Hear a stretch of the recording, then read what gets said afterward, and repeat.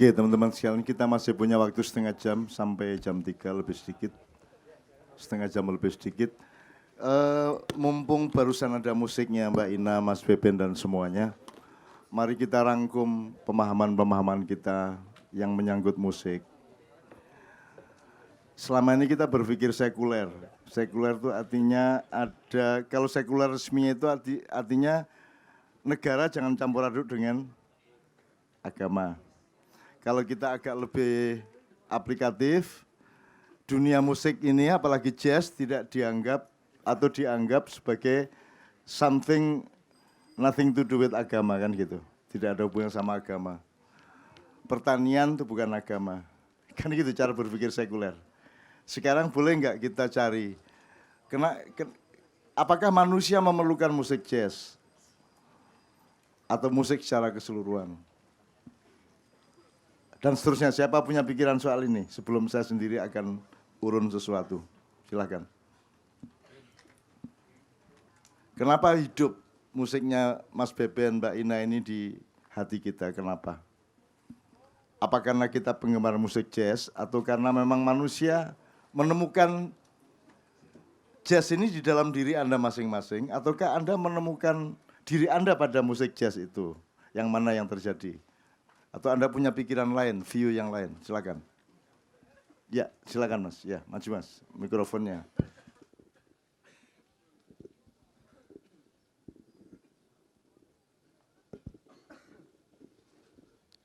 Assalamualaikum warahmatullahi wabarakatuh.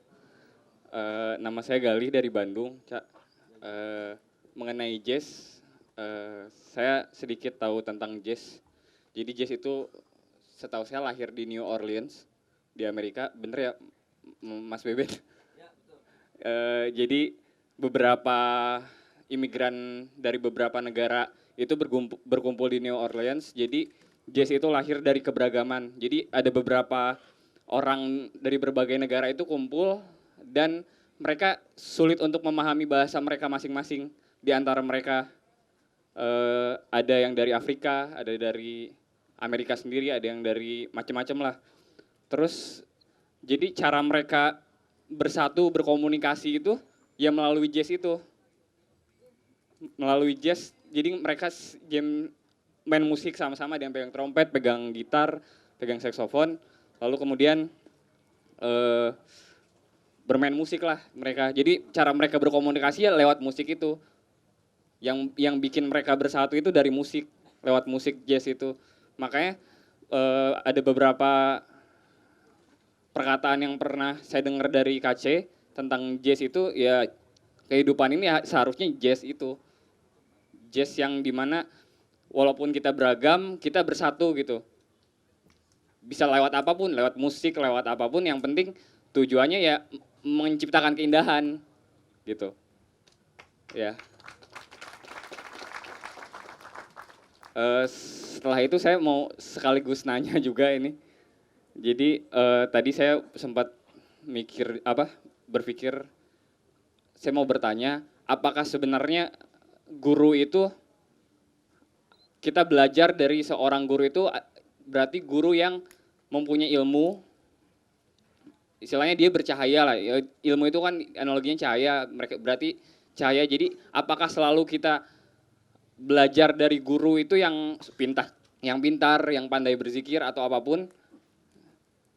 Soalnya saya pernah baca buku dari Khalil Gibran tentang biografinya, bahwa Khalil Gibran itu sangat belajar dari bapaknya. Tapi bapaknya itu justru bukan penafkah yang baik bagi keluarganya. Karena bapaknya punya kebun kenari, tapi penghasilan dari hasil kebun kenarinya itu dia pakai untuk berjudi, mabuk-mabukan. Tapi Khalil Gibran mengambil pelajaran dari orang tuanya, bapaknya sendiri yang sikapnya begitu, gitu. Jadi dari situ dia belajar bahwa sikap bapaknya yang seperti itu membuat keluarganya tersiksa gitu, membuat keluarganya tidak nyaman. Jadi dia belajar dari bapaknya bahwa sikap yang seperti itu jangan ditiru. Jadi si Khalilnya sendiri menjadikan bapaknya guru, tapi mengambil hal buruk dari bapaknya untuk si Khalilnya tidak seperti itu gitu. Iya, gitu yang saya lihat.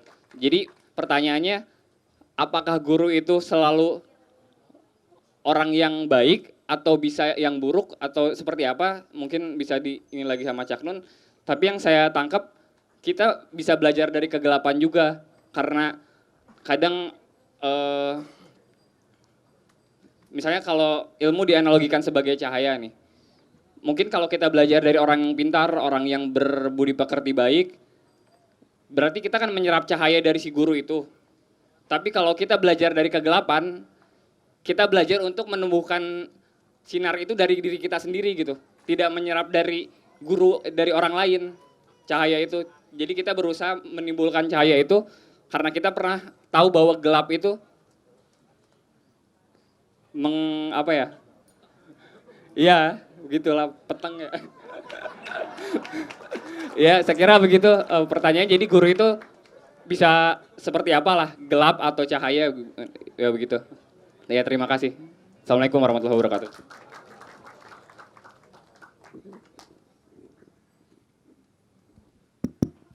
Kalau kita kembali kepada prinsip bahwa dialektika yang namanya mengajar, diajar, guru dan murid itu bukan nomor satu guru mengajari, tapi murid belajar. Maka tidak ada yang bukan guru bagi seorang pembelajar. Apa saja guru, jangankan Allah. Cacing juga guru, maling juga guru, apa saja, semua alam ini guru. Kalau orang Minang, layar terkembang jadi guru. Apa saja. Karena masalahnya bukan apa yang dipelajari, masalahnya adalah Anda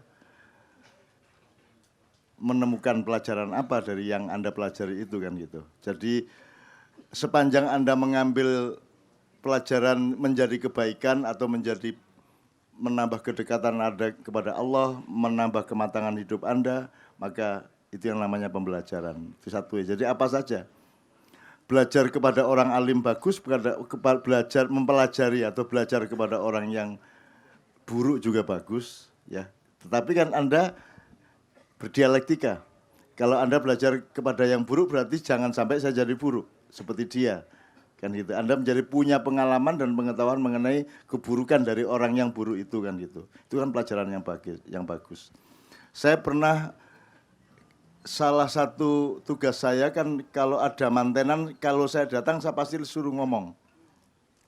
Nah dulu di awal-awal saya nasihat perkawinannya sederhana, pokoknya kue kawin berumah tangga ojo koyo aku. Itu nasihat saya. Karena saya pernah bercerai dengan ibunya Sabrang. Jadi Anda jangan sampai seperti saya kan gitu. Itu nasihat terbaik. Nasihat terbaik untuk mereka. Terus cukup ya soal guru ya Mas, kira-kira seperti itu. Semua guru, apa aja guru. Tidak ada yang bukan guru, tidak ada yang bukan. Wong masalahnya Anda yang belajar kok, gitu. Jadi apa saja Anda pelajari. Jadi oleh karena itu saya serabutan apa saja, tidak boleh ada sesuatu lewat dalam hidup saya tidak menjadi pelajaran. Dan tidak pernah berhenti kita belajar itu. Kemudian saya kembali ke jazz ya, ke musik ya. Yang saya maksudkan tadi meskipun Anda boleh ngomong gitu bagus juga. Yang saya maksudkan tadi itu gini. Selama ini kan kalau Anda bernegara, berprofesi sebagai sebagai pemusik, apakah dangdut, apakah jazz, atau Anda menjadi pengusaha, Anda menjadi petani, Anda menjadi guru, yang biasanya selalu tidak disebut itu kan manusia. Ada presiden tapi belum tentu manusia. Ada pengusaha berlakunya tidak seperti manusia. Bisa juga tuh Mas. Jadi kita tidak punya titik berat bahwa pelakunya itu manusia. Anda ngomong agama kayak apapun tetap pelakunya manusia. Jadi yang harus dibangun nomor satu adalah manusianya. Nah manusianya itu punya kelengkapan apa saja. Kenapa kesenian penting? Kenapa politik diperlukan? Kenapa hukum harus ada dan seterusnya? Karena pelakunya manusia. Kita tidak mengabdi kepada hukum, kita mengabdi kepada sempurnanya manusia sebagai ciptaan Allah. Jadi misalnya musik, gini, Kalau negara, pemerintah tidak kenal kesenian, maka dia juga akan kurang bijaksana. Sebab kalau Anda mempelajari pasal hukum, itu kan cuma pasal-pasal nilai-nilai, tidak ada bau darahnya, tidak ada bau busuknya, tidak ada kumuhnya, ngerti nggak maksudnya Mas? Kalau manusia itu kan keleknya mesti mambu, gitu ya. Nafasnya mesti bau, mulutnya mesti bau. Maka dibutuhkan parfum, dibutuhkan sing cos-cos iko, dan seterusnya ya. Nah, saya kira tidak ada pembelajaran tentang manusia di fakultas apapun. Paling psikologi, itu pun psikologi itu kan output dari jiwa, bukan inputnya. Gejala kejiwaan yang diketahui, tapi bukan jiwanya. Karena Anda belajar jiwa, jiwa itu termasuk gaib, dan gaib itu pengetahuannya hanya ada pada Allah, maka mau tidak mau harus tanyanya kepada Allah, dan dunia modern tidak akan tanya sama Allah, ya. Pembelajaran akademis modern tidak akan tanya kepada Allah karena Allah dianggap tidak ada. Allah itu tidak bisa dibuktikan secara metodologis, akademis, sehingga Allah tidak diakui ada, kan gitu. Aslinya seperti itu. Sebenarnya seluruh kampus di dunia itu ateis. Kalau view-nya dari situ tadi, gitu ya Mas ya. Nah, sekali lagi, kalau pemerintah, negara, dan tradisi kita sebagai masyarakat itu tidak mengenal kesenian, maka pengalamannya dengan manusia akan tidak lengkap dan menjadi kurang. Gampangnya gini, kalau Anda terbiasa membaca puisi, membaca entah di buku, entah mendengarkan orang baca puisi, dan seterusnya, maka Anda akan semakin kenal hatinya orang. Gitu. Puisi Mas ya. Kalau Anda ingin tahu gerak-gerik manusia, ingin tahu lalu lintas pikiran manusia, hubungan komunikasinya dengan manusia yang lain, Anda baca cerpen. Kalau Anda tidak punya pengalaman baca cerpen dan tidak banyak cerita-cerita pendek, Anda tidak begitu kenal manusia. Yang Anda kenal adalah faktor-faktor. Seperti negara melihat penduduk sebagai faktor. Tidak pernah Anda masuk bandara diperlakukan sebagai manusia. Anda adalah benda yang harus membuktikan diri bahwa Anda itu seseorang, dan seseorang itu bukan diri Anda, seseorang itu adalah ID Anda, KTP Anda. Jadi KTP Anda lebih penting daripada Anda. Anda masuk ke Gambir, Anda beli karcis, ya, Anda diterima masuk. Kalau Anda yang masuk tanpa karcis, diterima enggak? Boleh enggak? Kalau yang masuk karcisnya tok, boleh enggak? Diterima. Karena bagi profesionalisme dan kapitalisme kereta api, yang lebih penting itu tiketnya, bukan Andanya. Karena manusia sekunder. Dalam sistem apapun manusia sekunder, gitu loh Mas. Itu maksud saya. Nah, kalau Anda terbiasa dengan kesenian, maka Anda akan menemukan manusia itu subjek utama, dia yang primer dalam kehidupan ini. Dan itu tidak ada di dalam sistem bernegara, tidak ada dalam policy pemerintah yang ngurusin manusia, itu enggak ada. Oleh karena itu politik harus ditolong oleh kesenian. Kata John F. Kennedy, kalau politik kotor, puisi yang membersihkannya. Temannya Bung Karno itu, John F. Kennedy yang dibunuh di Dallas itu. Nah, kalau Anda ingin mengenal berbagai macam kemungkinan sejarah dari yang namanya manusia, Anda baca novel. Kalau Anda ingin tahu bagaimana nada hati orang, apa saja kemungkinan manusia di antara gembira dan sedih, di antara menderita dan bahagia, Anda dengerin musik. Kalau Anda tidak terbiasa mendengarkan musik, maka Anda kurang bisa menghayati penderitaan rakyatmu. Ini beneran begitu. Karena semua ini kan pembelajaran, ini kan manusia dikeluarkan untuk Anda kenali dengan nada-nada dan aransemen tadi itu, supaya Anda mengenali manusia. Bukan soal musik, ini soal manusia. Nomor satu, musiknya penting, tapi dia alat untuk mengenali manusia. Itu ya. Terus apa lagi? Jazz, lebih dahsyat lagi. Jazz itu menunjukkan kepada kita bahwa kemungkinan itu 1000 kali lipat daripada kepastian.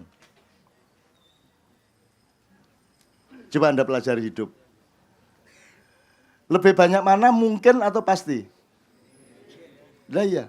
Mungkin 1000 kali 1. Nah jazz ini kan hidupnya dalam kemungkinan. Bahkan dia berani menempuh sesuatu yang tidak pasti. Tapi dia melatih dirinya untuk tepat dalam ketidakpastian. Betul enggak? Kan gitu jazz. Kalau Anda pakai partitur, ya nggak heran dong ada partitur. Tapi kalau jazz, itu keberanian, keikhlasan, untuk tetap tidak fals, tetap harmonis, tetap berada dalam keseimbangan musikal, meskipun Anda tidak tahu. Tapi berani. Hidup itu kayak gitu. Kalau Anda hidupnya regulatif saja, masa hidupnya harus jelas. Saya naik taksi harus jelas dulu berapa yang kira-kira naik hari ini. Ya gak situ narik taksi kan. Kan gitu. Anda jualan, Anda perlu kejelasan berapa lakunya sehari. Ya enggak ada ceritanya. Jualan ya jualan, bismillah. Kasih pelayanan yang terbaik, kemudian tawakal kepada Allah, kan begitu. Nah, tawakal itu jazz namanya. Tawakal itu sesuatu yang tidak kita kuasai, tapi kita ikhlas memasukinya. Terus kita dibimbing sama Tuhan. Anda pikir saksofon tadi itu bunyi improv macam-macam itu tidak dibimbing Tuhan? Wong dia nggak ngambil keputusan terus baru dibunyikan, kan enggak. Langsung aja dia. Kan gitu Mas. Kan bukan dirancang dulu terus diputuskan, kan enggak. Dia harus langsung bunyi, harus langsung bernada, harus langsung bernotasi dan seterusnya. Itulah hidup. Anda tidak tahu 1 menit yang akan datang, sedikit pun Anda tidak tahu, itu gaib. Jadi tidak ada yang tidak gaib dalam kehidupan. Apa yang tidak gaib? Wong semenit lagi Anda tidak tahu kok. Anda kan berjalan ke menit berikutnya. Menit berikutnya tuh Anda tidak tahu. Jadi hidup itu adalah malam hari. Kan gitu kalau dari Al-Quran. Subhanalladzi asra bi abdihi lailan. Maha suci Allah yang memperjalankan hambanya di malam hari. Memang itu cerita Isra Mi'raj. Tapi kalau cuma untuk Isra Mi'raj ngapain kasih tahu kita? Kalau ayat itu hanya untuk menjelaskan Isra Mi'raj untuk apa? Kalau dia tidak punya manfaat langsung ke kita. Dia menjadi ayat dan wahyu dari Allah karena dia bermanfaat langsung maupun tidak langsung kepada setiap hambanya, setiap manusia. Maka saya menafsirkan Asra bi abdi lailan itu hidupnya manusia. Nggak ada yang nggak malam. Karena kita nggak tahu nanti kok. Maka bekal kita nomor 1 kepercayaan, iman dan keikhlasan. Dan terbukti selamat kok kita insya Allah. Kan gitu. Kan nggak tahu Mas. Jadi gini, yang dimaksud malam hari itu ngerti toh? Malam itu berarti gelap. Berarti gelap. Seorang pejabat tahu nggak kapan dia dipecat? Tahu nggak dia bisa menjadi lagi 2019, tahu atau enggak? Karena dia tidak tahu maka dikerahkan semua kemungkinan untuk memastikan dia jadi lagi 2019, kan begitu. Terus dia pikir itu akan jadi 100%. Dia pikir pelaku dari ketentuan sejarah cuma dia. Meskipun punya naga 9, meskipun punya apa saja, tetap kulillahumma malikal mulki, tu'til mulka man tasya, wa tunzilul mulka mimman tasya, dan seterusnya. Kan gitu teman sekalian. Kita enggak. Jadi orang jualan gelap, enggak tahu berapa lakunya. Apalagi di Indonesia ini jualan loaan, tas, sabuk, segala macam, jejer semua sama jualannya. Coba. Ntar jualan apa? Ban bekas, jalan ban bekas semua. Itu siapa yang ngatur rezekinya? Kan mestinya satu jalan tuh ada sotonya, ada rawonnya, ada ban bekasnya, ada mebelnya, kan begitu. Kalau mau pakai teori ekonomi enggak, kan di Indonesia kan enggak. Pokoknya sak dalan iki nggone mebel, sak dalan nggone ban bekas, sak dalan nggone apa? Kain, ada lagi yang kasur bekas, ada lagi yang kursi roda bekas. Jejer kabeh bareng. Siapa yang bagi rezekinya? Kalau Anda datang ke pengajian Padang Bulan, ke pengajian Kiai Kanjeng kemana-mana itu ya, itu bisa 1 kilometer jualannya sama Mas. Sopo sing mendorong seseorang untuk beli di sini, yang satunya beli di sini, dan tidak ada keluhan pada mereka. Semua dapat rezeki. Siapa pelakunya?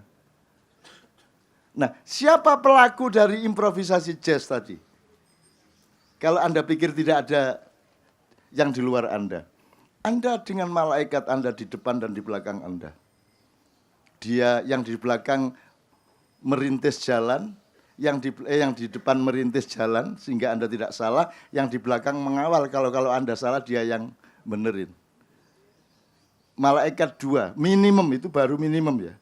Sebenarnya ada lebih banyak lagi, tergantung Anda. Kalau Anda bilang tiap hari Assalamualaikum ya malaikatillah, nanti banyak yang datang ke Anda.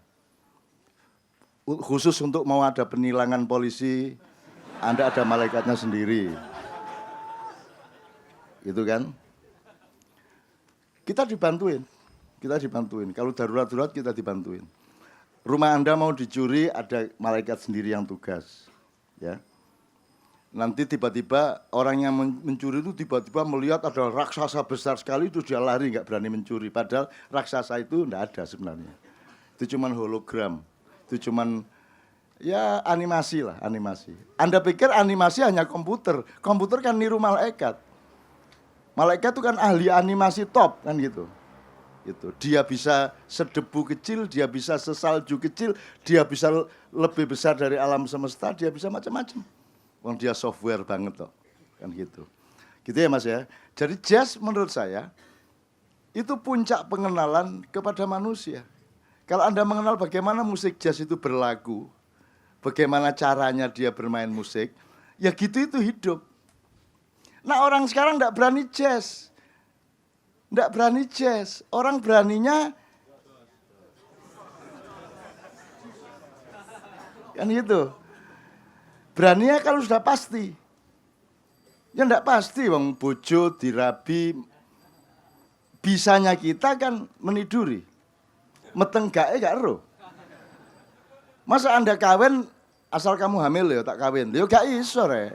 Ya sampean jajal ngono ae pokoke kan gitu. Ayo dilakoni bareng-bareng muga-muga. Maka hidup itu malam hari. Subhanalladzi asra bi abdihi lailan. Selalu malam hari, apa saja malam hari. Apa saja. Gitu. Maka Anda jangan takut kepada kegelapan. Karena di dalam kegelapan itulah Anda memerlukan cahaya. Dan yang Anda cari sesungguhnya adalah cahaya. Kalau Anda hidup di tengah cahaya, lah ngapain cari cahaya? Hidup itu kegelapan. Kan itu asiknya jazz kan di situ. Gitu ya. Ada yang lain Mas? Masih ada waktu dikit. Ya Mas, tolong.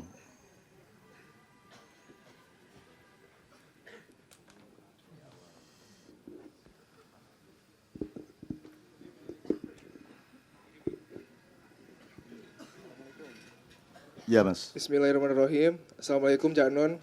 Saya Farabi, saya baru 3 kali ikut Kendur Cinta. Saya dari Bojonegoro, Cak Non, Jawa Timur. Di sini kuliah di Depok. Saya ada satu yang kurang jelas itu, jadi Cak Nun sering kali bilang kalau Muhammad itu adalah yang tertua. Muhammad itu Adam itu kalah tua sama Muhammad. Malaikat itu juga kalah tua sama Muhammad, itu gimana Cak Nun maksudnya? Makasih Cak Nun. Ya Anda baca hadis, Anda baca salah satu hadis, Anda baca di Simtud Duror aja lah, yang sering dibawakan oleh Guru Zaini apa Habib Syekh itu ya. Anda baca, cari buku hijau kecil untuk cari hadisnya supaya mudah. Atau browsing aja tentang Nur Muhammad. Browsing aja, search Nur Muhammad. Nur, siapakah Rasulullah mengatakan, wahai Jabir mengatakan, ya Rasulullah, beritahukanlah demi bapak ibuku, demi anak-anak cucuku, katakanlah kepadaku siapakah makhluk pertama yang diciptakan oleh Allah. Nabi Muhammad, sesungguhnya yang diciptakan pertama kali oleh Allah adalah nur Nabi Muhammad SAW. Tapi ketika itu dia masih berupa cahaya. Ini kan soal simulasi dan animasi lagi toh Mas. Yang kita kenal kan Muhammad bin Abdullah, anak Ibu Aminah karo Bapak Abdullah. Gitu loh. Padahal Nabi Muhammad dia sebagai zat, sebagai cahaya sudah diciptakan pertama kali sebelum Allah bikin Big Bang. Sebenarnya yang diciptakan Allah adalah Muhammad. Dan laulaka ya Muhammad lan akhluka hadzal aflak.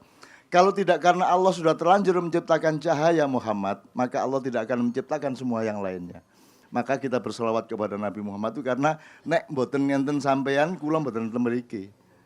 Gitu loh, mboten enten pilkada, mboten enten gelut gitu, mboten enten bokongi Anies ten Solo, pokoknya macam-macam lah ya. Ini asik nih urip ning mergo enten sampean gitu.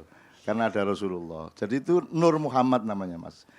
Nah, setelah Nur Muhammad baru ada mekanisme yang orang modern menyebutnya Big Bang, ada kumparan, ada putaran, terus ada aduh ini agak jadi cerita beneran nih. Gini aja, informasinya gini aja. Menurut saya ya, benar atau tidak nanti kita bareng-bareng ke Allah nanya. Jangan berdebat sekarang. Gitu ya Mas ya. Memang begitu, selama kita hidup di dunia ini tidak ada satupun yang mutlak yang kita ketahui. Kalau Anda mencari kebenaran mutlak, nanti bareng-bareng kita tanya ke Allah, kan begitu. Ya, oke. Jadi Allah mengatakan, aku menciptakan alam semesta dalam 6 hari, gitu ya, misalnya ya. Di saat lain Allah mengatakan, kun fayakun. Aku tuh menciptakan segala sesuatu itu kalamhin bil basar, kejapan mata. Yang benar yang mana? Sekejapan mata atau 6 hari?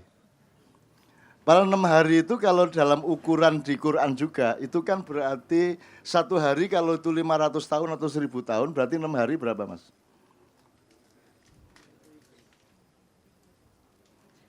1000 kali 6000 tahun lah misalnya. Ya masa Allah itu 6.000 tahun gawe kadal sih, terus tekek, lambat banget Allah. Speednya padahal kan kalah dong kalau gitu, sama di speed competition ini. Allah menurut saya menciptakan kalamhin bil basar, kejapan mata. Wong Asib bin Barkhiyah saja bisa memindahkan istana Bilqis ke istana Sulaiman itu sekejapan mata. Jadi sebelum Sulaiman kedip itu berkedip, belum selesai berkedip istana sudah sampai di depannya. Sementara kalau Jin Ifrit itu menunggu sampai Nabi Sulaiman berdiri baru istananya datang, lah kalah.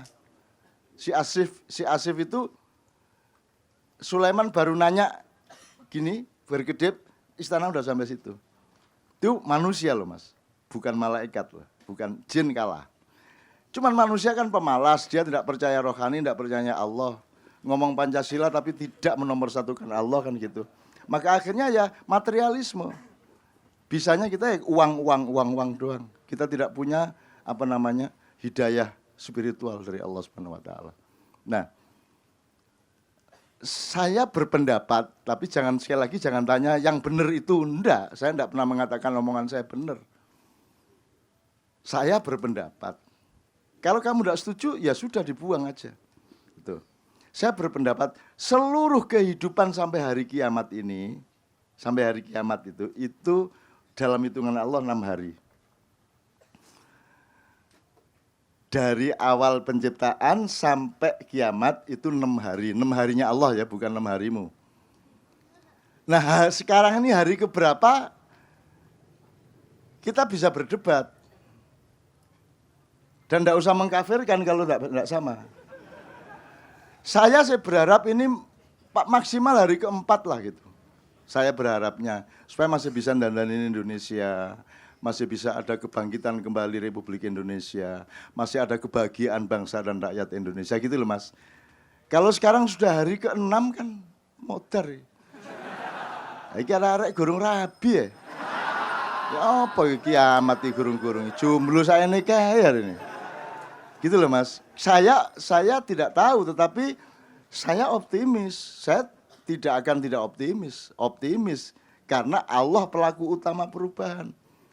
Sekarang Anda lihat orang tanam padi, kan orangnya cuma nanam padi sama ngairin tanah. Emang setelah itu apa kerjaannya? Apa dia yang menarik-narik itu supaya tumbuh? Enggak toh. Jadi yang bekerja lebih banyak itu siapa? Manusia apa Allah? Jadi kalau Allah mengatakan sesungguhnya aku tidak akan merubah suatu kaum sebelum kaum itu sendiri merubah dirinya sendiri. Jangan GR bahwa Anda pelaku utamanya. Anda tuh cukup nanam, ngairin air, memelihara, menyirami, mengawasi dari hama gitu toh. Tapi yang menumbuhkan Allah, yang menyemaikan Allah, dan yang menciptakan panen pada akhirnya adalah Allah. Demikian juga sejarah. Kita di Ma'iyah ini mau nanam terus nanti panen. Kalau panennya di surga ya enggak apa-apa. Gitu loh. Tapi ya kita minta yo saiki didik lah kan gitu kan. Gitu loh. Mbok ya kan gitu ya Mas ya. Jadi menurut saya 6 hari itu adalah lamanya kehidupan yang ditentukan Allah dari penciptaan pertama sampai kiamat. Kiamat ini kan juga baru satu tahap Mas. kiamat ini tidak ada 1/1000 dari kehidupan yang akan kita alami. Kita ini hidup abadi. Jadi sebentar aja di dunia ini. Dan Anda sudah latihan tahu, wong semalam aja sebentar kok. Ya toh, di Ma'iyah ini Anda kan kita berlatih bersama-sama. Betapa kita bisa berpikir dari jam 8 malam sampai jam 3 pagi. Tidak lelah, gembira. Berarti Anda ini sudah, sudah lolos berlatih menjadi penghuni surga. Terus gimana? Nah di neraka kerasan enggak? Nah di sini kerasan enggak? Kerasan. Berarti di mana ini? Di surga. Terus kalau enggak apa lagi? Kalau di neraka kan enggak terjadi, Anda mesti pulang jam 8 tadi. Opo ngomong apa iku? Guru-guru peradaban taek ta, gitu. Buktinya Anda kerasan kok. Berarti Anda dilatih Allah untuk menjadi penghuni surga. Di mana waktu itu kompromi sama Anda. Kadang-kadang kalau dia waktu butuh diulur, dia mengulur diri. Ketika 3 jam itu seharusnya panjang, tetapi dia butuh untuk diefektifkan, dia menjadi pendek. Tidak ada ma'iyahan yang waktunya cukup loh mas. Di mana-mana nggak cukup waktunya. Loh baru berapa lagu Kiai Kanjeng? 3 lagu. Baru tanya jawab dikit-dikit. Loh kok udah jam 2? Loh kok udah jam 3? Nggak cukup waktu. Berarti Anda sudah berlatih untuk hidup abadi. Kholidina fiha abada. Ini ya mas ya. Oke jadi jelas ya mas ya, soal Nur Muhammad tadi. Perkara ya apa tidak jangan dipastikan sekarang. Nggak usah menjadi semut yang akan mengukur lautan Atlantis. Ngelangi. Sampai kutub selatan modar dewe. Nggak usah cari kepastian. Makanya kebenaran itu minallah. Semua kebenaran itu dari Allah. Al-haqqu mir rabbika. Jadi Indonesia, dunia, kamu jangan terlalu GR sama kebenaran yang kamu ketahui. Karena kebenaran bukan untuk engkau uar-uarkan dan engkau terap-terapkan. Tidak usah terlalu gampang perpa-perpu. Nanti akan ada kebenaran yang lain yang menimpamu. Begitu kamu berbuat buruk, kamu berhutang kepada kehidupan. Dan kehidupan akan menagihmu. Dan kita sekarang memohon Allah, ya Allah, mbok tagih hutang. Mbok cepet nagih hutangnya. Ini rakyat punya piutang banyak, tidak dilunasi belas. Kan gitu mas. Ya mas ya. Gitu. Jadi teman-teman sekalian, Anda ini berpikirnya panjang gitu loh. Panjang gitu. Anda itu balita di dunia cuma balita, nanti begitu kiamat, itu Anda baru masuk remaja gitu loh. Lah ini sekarang cuma balita, cuma dolanan, seneng-seneng sepak bola. Bola satu direbut 22 orang. Lah dolanan itu. Lah kenapa enggak beli bola sendiri-sendiri? Lebok-lebok no dewe, enggak ya gaung-gaung dewe, sak puas-puasmu.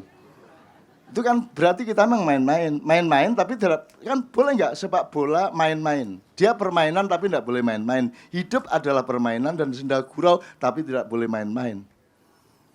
Tapi permainan, tapi enggak boleh main-main. Angel-angel tuh gue. Ngono ya ngono, neng aja ngono. Aja ngono, neng ya ngono. Neng aja ngono, itu hidup itu gitu. Ngono, neng aja ngono, neng ya ngono, neng aja ngono, neng ya ngono, neng aja ngono.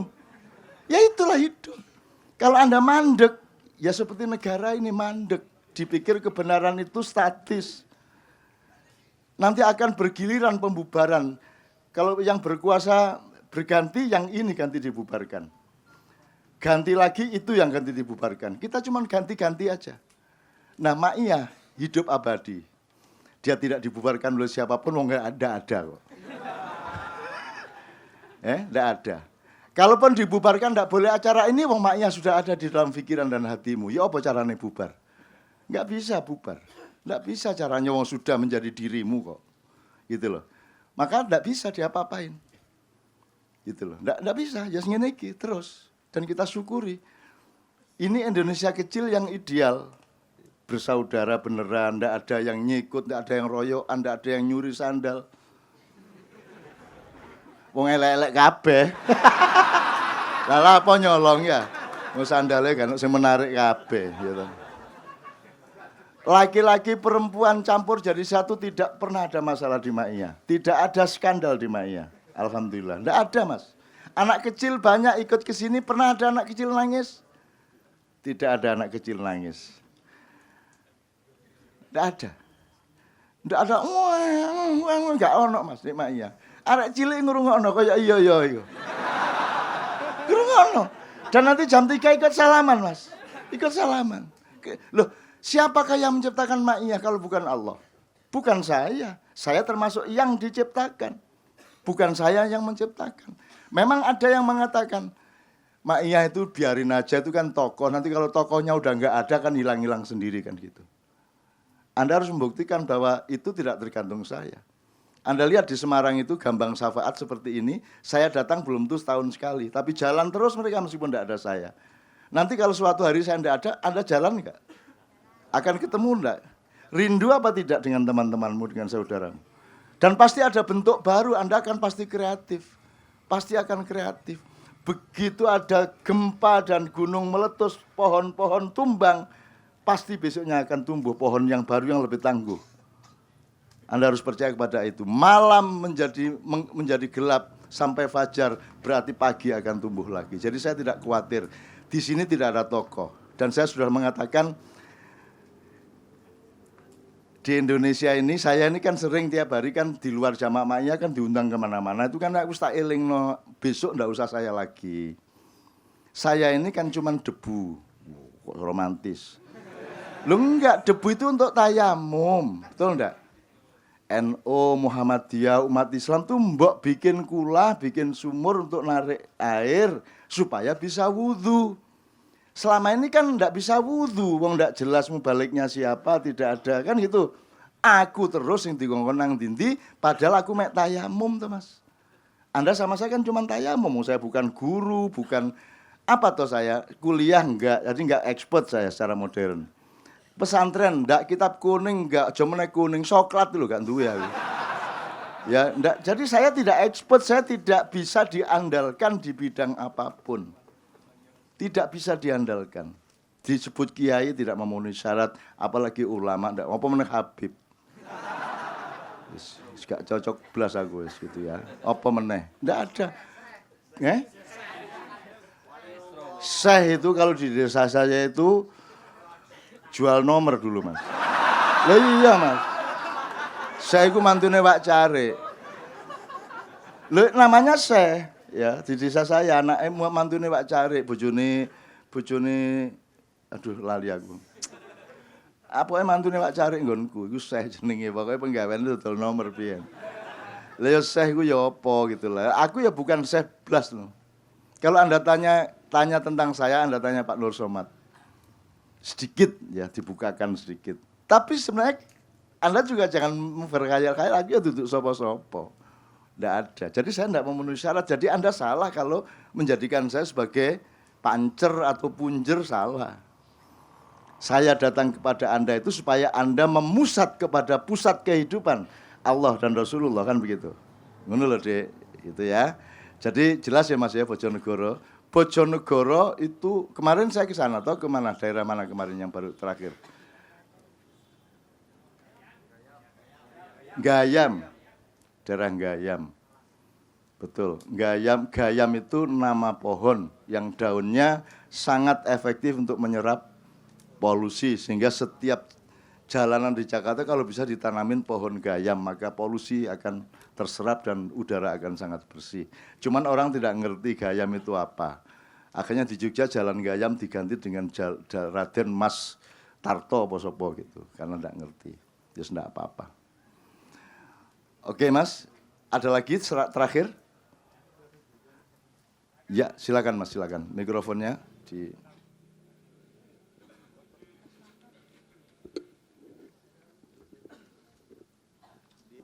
Bismillahirrahmanirrahim. Nggak apa-apa ya perempuan nanya. Karena penasaran. Assalamualaikum Cak Nun. Ya, saya Nabela Nur Fauzana, datang dari Bandung. Ya. Sebelumnya saya menyepakati apa yang tadi didawuhkan oleh Cak Nun, bahwasanya tadi mengenai seni ya. Pendapat saya juga sama. Ketika kita mempelajari sejarah, artinya kita menghilangkan sesuatu yang sifatnya abu-abu gitu. Kemudian apabila kita mempelajari filsafat, kita belajar mengenai akar sesuatu yang memang sejatinya tuh ada. Dan apabila kita mempelajari sastra atau seni, itu mengajak kita untuk memperhalus perasaan atau mengerti perasaan orang lain itu. Kemudian yang saya ingin tanyakan, jika ilmu itu adalah cahaya, maka sudah pasti untuk mendapatkan cahaya tersebut harus menggunakan media cahaya juga. Nah, sedangkan kita sebagai manusia itu kan membutuhkan ilmu. Di mana letak cahaya di dalam kepribadian manusia itu. Kemudian yang kedua mengenai konsep keberkahan Cak Nun. Karena saya dulu pernah pesantren, saya sangat percaya sekali dengan sebuah keberkahan. Nah, apakah ada teori yang menerangkan mengenai konsep keberkahan itu seperti apa? Yang saya tahu karena ketika belajar di pesantren dan belajar di kampus itu rasanya berbeda sekali. Kalau di pesantren seolah-olah hanya tidur saja kita sudah memahami apa yang dituturkan atau apa yang didauhkan oleh Pak Kiai. Tapi ketika di kampus itu rasanya konsep keberkahan nggak ada gitu. Nah, jadi meminta ya konsep keberkahan utama. Itu saja. Terima kasih. Wassalamualaikum warahmatullahi wabarakatuh. Berkah itu tidak berada di luar dirimu. Berkah itu jodoh dari kesungguhan hatimu, kedalaman hatimu dengan kasih sayang Allah. Lewat apapun. Gitu ya. Anda ke pasar, asal hatimu seperti itu, asal hatimu penuh dengan Allah, ya penuh dengan kasih sayang kepada makhluk-makhluk Allah, maka berkah itu otomatis itu kompatibilitasnya di situ. Jadi berkah itu bukan benda di luar dirimu, nek di kampus gak ono, nek di pesantren ono. Itu tetap tergantung kepada kesungguhan hatimu. Bahkan wirid-wirid itu kan hanya pengantar untuk supaya kamu lebih sungguh-sungguh. Kenapa kita repetitif la ilaha illallah, la ilaha illallah, itu kan dalam rangka conditioning, memproses supaya engkau memusat gitu. Kalau engkau tanpa itu bisa memusat ya wes langsung. Gitu loh. Itu kan soal metode, Dek. Jadi itu yang penting kesungguhan. Misalnya gini. Kamu baca surat Al-Waqiah 700 kali. Dan saya kalau ada fatwa seperti itu aku nesu. Iki lho utangi gak bayar-bayar dikon maca Al-Waqiah ping 700 pisane gurung karuan kelakon adane. Kan gitu. Saya pernah soalnya bertengkar sama Gusmi waktu itu karena kami menangani pasien bersama. Gusmi antu qira'a Al-Waqiah sab'a mi'atin.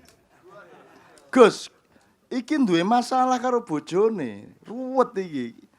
Gurung karuan Al-Fatihah ping 10 kelakon. Lah kok Al-Waqiah ping 700 ya apa? Mari kita mudahkan umat kita. Saya tidak pernah pakai angka, Mas, kalau bisa. Angka itu untuk pedoman aja, untuk satuan, partisinya ya. Partisinya itu 7, 7, 5, 5, 9, 9 gitu ya. Tapi sebenarnya, misalnya kemarin di Padang Bulan, akhirnya pakai satuan waktu 19 menit Anda baca ini. Kelompok, belum kita praktekkan di sini ya, karena saya masih ragu-ragu dengan segmentasi sosiologis Anda. Jangan-jangan abangan kabeh ya. Kemarin sudah kita praktekkan di Padang Bulan karena hanya Allah yang bisa menjawab semua masalah ini. Ma'iyah tidak bisa memperbaiki Indonesia. Tidak bisa, blas tidak bisa. Yang bisa memperbaiki adalah kalau Allah memberi hidayah ma'iyah kepada Indonesia. Yang bisa memberi hidayah ma'iyah siapa? Allah, kita tidak bisa. Innaka la tahdi man ahbabta walakin Allah yahdi man yasha. Jadi yang bisa kita lakukan adalah menyayangi Indonesia. Dengan sesebel apapun kita tetap sayangi Indonesia dan mendoakan. Nah, kemarin kita mendoakan supaya Allah memberikan hidayah. Bagi yang tidak mau dapat hidayah ditagih hutang. Itu kan karena hidup itu kan utang piutang. Anda berbuat baik, Allah berhutang kepada Anda. Anda berbuat buruk, Anda utang kepada Allah. Kan gitu sebenarnya, Mas. Cuman itu, dan tidak mungkin hutang itu tidak ditagih. Karena hidup itu mizan, keseimbangan. Jadi jangan berbuat baik tanpa optimisme bahwa Allah akan menyeimbangkan kebaikan Anda itu dengan pahala yang sepantasnya. Dan Anda jangan berani-berani melakukan keburukan sezarah, sekecil apapun, karena dia pasti akan ada tagihannya. Gitu kan? Oke, jadi yang soal berkah tadi letaknya tidak di luar diri Anda, letaknya adalah di dalam diri Anda yang Anda atur kompatibilitasnya dengan Allah. Jadi daripada kamu ini baca ayat kursi 33 kali, ngono wis angel Mas. Wis ya wal aliyul azim. 11 taruhlah ya. Jadi Anda gopoh angka, ndak jadi wiritan. Wis ndak, pedomannya menit aja. 11 menit, 17 menit, 19 menit, atau udah 7 menit enggak apa-apa. Pokoknya selama 7 menit itu Anda konsentrasi dengan wiritan Anda. Kalau Anda masih belum puas, tambah 11 menit, tambah 17 menit, 19 menit. Gitu loh. Daripada Anda ngene-ngene, waduh baleni meneh. Wis oleh 350 baleni meneh. Wah ya gak sida-sida. Jadi kita jangan pindah konsentrasi ke angka, ke hitungan. Karena hitungan itu material. Konsentrasi saja kepada durasi waktu. Itu pun nggak usah durasi waktu, nggak apa-apa. Ukurannya adalah seberapa ikhlas Anda. Kadang-kadang ya Mas, aku wiritan itu justru belum bergerak dari tahiyat terakhir ini. Itu lebih lama daripada aku silo. Astagfirullahaladzim. Kadang-kadang saya tuh orangnya koma, tidak titik. Jadi saya kalau tidur tuh lebih baik di kursi daripada di kasur gitu loh. Karena hidup saya seperti itu. Jadi satu hari itu bisa jadi 1 minggu. Jadi aku turu setengah jam, itu berarti 6 jam gitu kan. Terus aku nanti kerja 3 jam, berarti sehari. Jadi pokoknya dalam sehari saya bisa punya seminggu gitu loh. Jadi saya kerja terus gitu. Jadi waktu itu saya lipat-lipat gitu. Nah, sekali lagi berkah itu tergantung Anda sama Allah. Makanya sama Allah yang dekat. Manja sama Allah, enggak apa-apa. Manja sama Allah dan minta sama Allah. Gitu ya, minta. Oke. Kemudian yang pertama tadi deh, kesenian.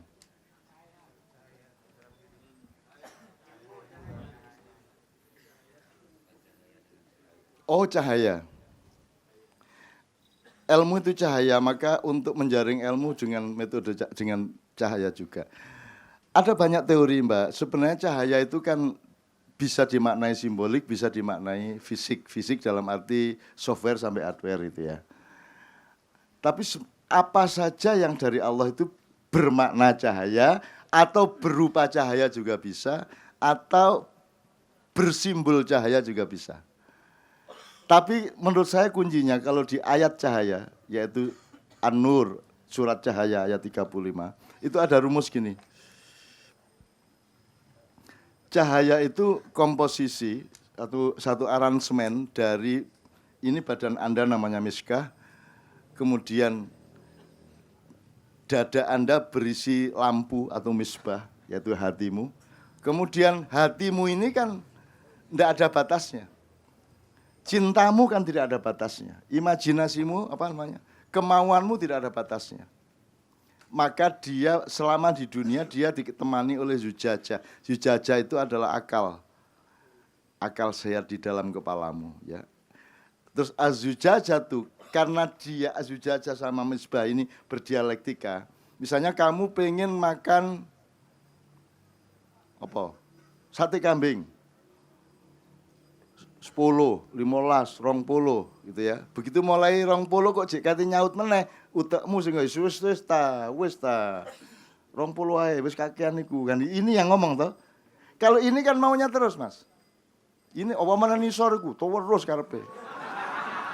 Telolor. Ya Mas ya.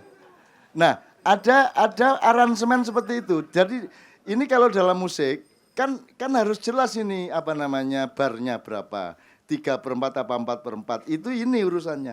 Kalau maunya ini pokoknya tancap aja, jazzing aja. Tapi jazz kan tetap ada regulasinya ya Ben ya, tetap ada satuan-satuannya, tetap ada galengan-galengannya kalau sawah itu, gitu ya. Nah, jadi kerjasama antar dengan ini. Kalau ini dengan kerjasama dengan jujur satu sama lain dan ukurannya tepat. Ya ukurannya tepat. Jadi satu, ini naik apa turun ya, improvnya mau ke sini apa ke sini, itu harus pas. Pas itu tidak bisa ditentukan sejak awal. Pasnya itu terasa ketika mulai akan tidak pas. Gitu ya Mas ya. Ketika akan mulai tidak pas dia terasa, maka kemudian kamu ngeremnya, mengendalikannya. Nah, ada rumus, kalau inimu kerjasama secara jernih, jujur, dan seterusnya, maka nanti ada yang namanya yakadu zaituha yudhi'u walau lam tamsasunar. Itu artinya cahaya itu menyala, memancar, meskipun kamu tidak pernah memancarkannya, gitu ya. Api itu menyala meskipun nggak pernah disumet, nggak pernah disulut. Nah itu kalau Anda terjemahkan ke dalam hidup Anda, itu anak-anak jazz itu bunyi-bunyi sendiri, bukan dari sini loh itu. Bukan dipikir dulu gitu, ya, terus baru diputuskan di tangannya, di jari-jarinya, enggak loh. Itu sudah, jazz itu sudah tingkat yakadu zaitu hayuti walau lam tasasunar. Itu api menyala tanpa disulut, menyala begitu aja. Kalau hidupmu sudah seperti itu, maka engkau sudah mendekat kepada iradah Allah, mendekat kepada kemauan Allah itu sendiri. Karena hidup itu kan sebenarnya bagaimana menyesuaikan diri dengan kehendak Allah. Kalau kita sudah dekat dan agak persis dengan kemauan Allah, beres hidup kita. Untuk apa kita mencapai segala sesuatu tapi tidak sama dengan kehendak Allah? Untuk apa? Gitu loh. Nanti semester pertama kelihatannya menang, tapi semester kedua belum tentu. Maka kalau bisa kita innama amruhu idza arada syai'an. Jadi iradahmu harus sesuai dengan perintah Allah. Nah sekali lagi puncaknya tadi adalah kalau ngomong jazz itu sudah sampai pada yakadu zaituha.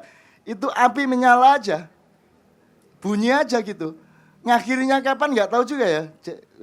Bisa diterusin, bisa dihentiin. Karena dia menyala sendiri.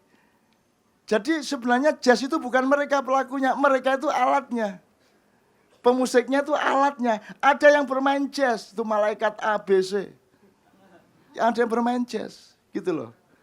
Ya itu bertumpuk-tumpuk, makanya ada nurun ala nur, ala nur. Jadi cahaya di atas cahaya, cahaya di atas cahaya. Jadi kelihatannya mereka subjek, padahal mereka alat, ya. Tapi mereka subjek juga, alatnya gitar sama saksofon. Tapi mereka alat juga, yang bermain itu malaikat. Tapi malaikat alat juga sebenarnya yang bermain Allah. Nah, ketika sampai ke Allah, udah Allah nggak bisa diperalat. Kan begitu. Iya, jelas ya Mas ya? Jelas ya? Jadi teman-teman sekalian, jazz, ya. Terus jangan terus ngomong, apa itu jazz? Apa itu musik? Apa itu? Loh, kamu manusia apa bukan? Itu bagian dari takdir Allah di dalam jiwa manusia. Nggak bisa Anda elakkan. Anda mengelakkan musik berarti Anda menolak nada, menolak irama, menolak bunyi. Ya apa carane? Ngentut yang ngeden muni kok. Ngorok yang nganggo irama kok. Ono ngorok. Enggak ono, itu pun irama. Ngorok aja pakai irama, srok. Pakai irama bagaimana mengelakkan musik? Bagaimana? Bunyi enggak boleh, nada enggak boleh. Semua pakai nada. Bahkan tanpa nada pun nada. Betul enggak? Ya, pada, tapi tetap nada itu. Tetap nada. Kalau enggak ada nada, bagaimana membedakan orang Madura sama orang Jawa? Itu kan soal nada. Enggak rembek sampean. Gimana sampean? Kalau orang makin ke timur, makin ke utara kan naik. Itu tidak boleh, itu tidak boleh.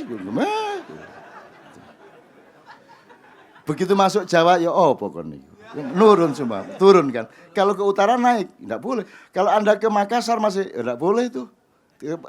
Naik ke Malu, tidak boleh. Kalau sampai ke Maluku, tidak boleh itu. Tidak boleh. Itu semua musik. Begitu indahnya jangan diharamkan. Begitu indahnya hidup itu. Oke. Berdiri semua teman-teman sekalian.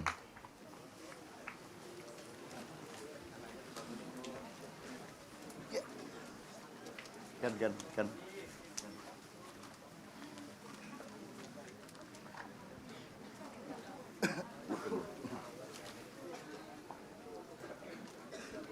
Oke, siapa yang akan bersedekah untuk memimpin doa? Saya ingin banyak santri-santri, mbak-mbak juga boleh. Ibu-ibu, mas, tafadhol, satu orang.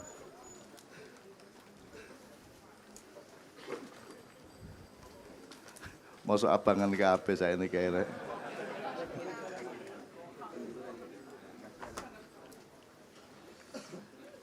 Ayo, mau memimpin doa. Ayo, Rek, silakan. Siapa yang akan memimpin doa? Mbak, monggo, memimpin doa.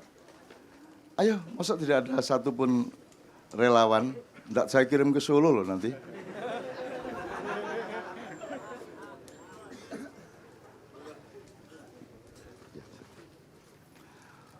Oke teman sekalian, mudah-mudahan semua yang dimohonkan oleh saudara kita, oleh Allah didengarkan, dikabulkan, diijabahi, diberkahi. Amin ya rabbal alamin. Al-Fatihah. A'udzubillahi minasyaitonirrajim. Bismillahirrahmanirrahim. Alhamdulillahirrahmanirrahim. Amin. Amin ya rabbal alamin. A'udzubillahi minasyaitonirrajim. Bismillahirrahmanirrahim. Alhamdulillahirabbil alamin. حمدا شاكرين حمدا نائمين حمدا يعافينا فيما أجد يا ربنا لك الحمد كما ينبغي لوجه عظيم بسلطانك اللهم صل على سيدنا محمد وعلى سيدنا محمد وعلى سيدنا محمد يا الله بسم الله الرحمن الرحيم الحمد لله رب العالمين الرحمن الرحيم مالك يوم الدين إياك نعبد وإياك نستعين يا الله إياك نعبد وإياك نستعين يا الله إياك نعبد وإياك نستعين يا الله اهدنا الصراط المستقيم صراط الذين أنعمت عليهم غير المغضوب عليهم ولا الضالين يا الله بها يا الله بها يا الله بحسن الخاتمة يا الله بها يا الله بها يا الله بحسن الخاتمة يا الله بها يا الله بها يا الله بحسن الخاتمة يا الله يا رحمن يا رحيم إنا لله وإنا لله راجعون يا الله Inna lillahi wa inna ilaihi raji'un ya Allah. Inna lillahi wa inna ilaihi raji'un ya Allah. Rabbana atina fid dunya hasanah wa fil akhirati hasanah wa qina adzabannar wa qina adzabannar wa qina adzabannar. Subhanaka rabbika rabbil izzati amma yasifun wa salamun alal mursalin walhamdulillahi rabbil alamin. Bismillahil Fatihah.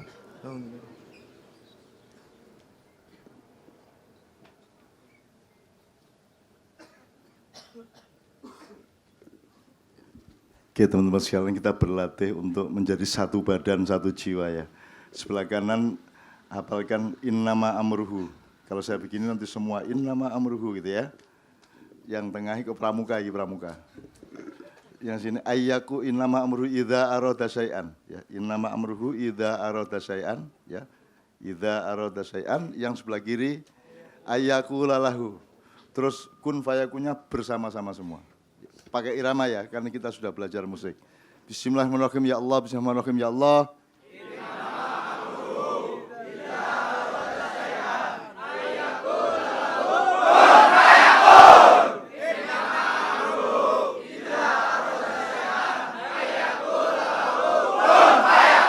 Terakhir.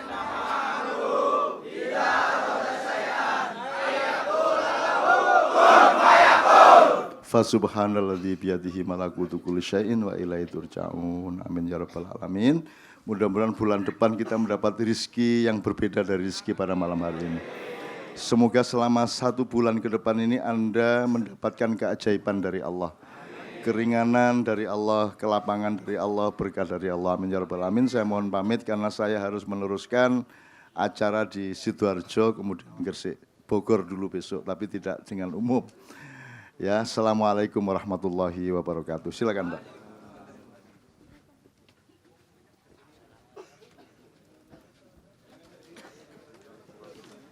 Sampai anak Pak. Ayo, Pak. Selawatan. Selawatan. Perempuan ya. Perempuan anak-anak ya. Selawatan, Om. Salatu minallah wa alfa salam alal Mustafa Ahmad Syarifil Maqam. Salatu minallah wa alfa salam alal Mustafa Ahmad Syarifil Maqam. Salamun salamun kamiskil hitam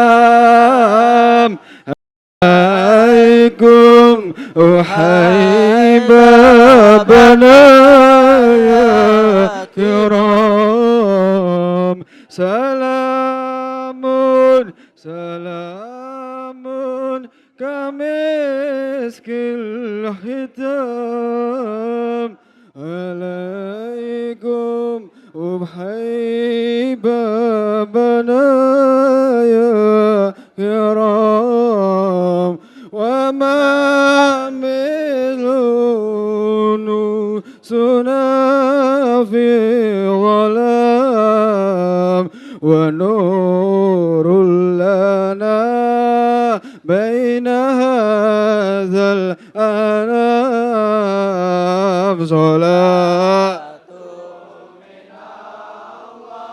وألف سلام على المصطفى من شريف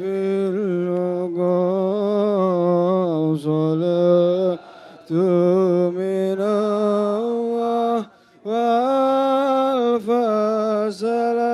سلام على مصطفى أحمد شريف سلام سلام كمسك الحنان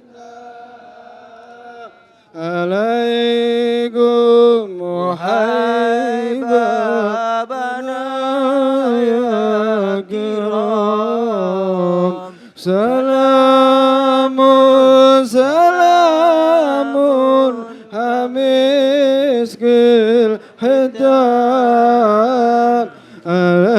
عليكم أحيي بابنا يا كرام وما مثل نوسنا في ظلام ونور لنا بين هذا الأنام